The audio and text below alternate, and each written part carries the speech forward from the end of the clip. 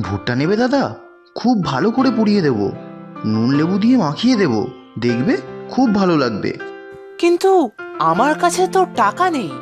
ও, টাকা নেই? তুমি বুঝি আজ স্কুলে যাওনি? তুই কি করে বুঝলি? তোমাদের স্কুল ছুটি হতে হতে সেই বিকাল, তোমাদের স্কুলের অনেকেই আসে তো ভুট্টা খেতে এখানে। এখন দুপুরবেলা স্কুলের জামা গায়ে দিয়ে ঘুরে বেড়াচ্ছ, তাই ভাবলাম স্কুলে যাওনি। তুই স্কুলে যাস না?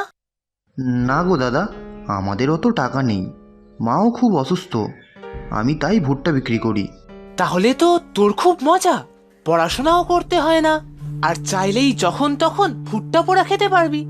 কি যে বলো দাদা, আমি নিজেই খেয়ে নিলে বিক্রি করব কি? আর সত্যিই যদি আমি তোমার মতো বড় স্কুলে পড়ার সুযোগ পেতাম, তাহলে কোনোদিনও স্কুল কামাই করতাম না। তোর কি যে বলিস! স্কুল যেতে আমার ভালো লাগে না রোজ।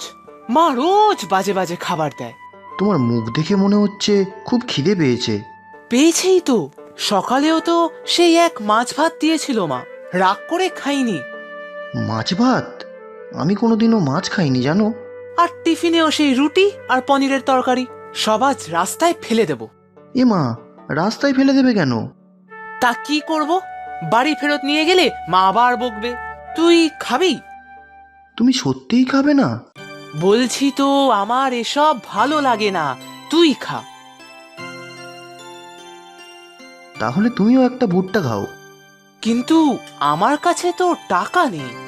টাকা লাগবে না গো দাদা, এই যে তুমি আমাকে খেতে দিলে, আমারও যে খুব খিদে পেয়েছিল।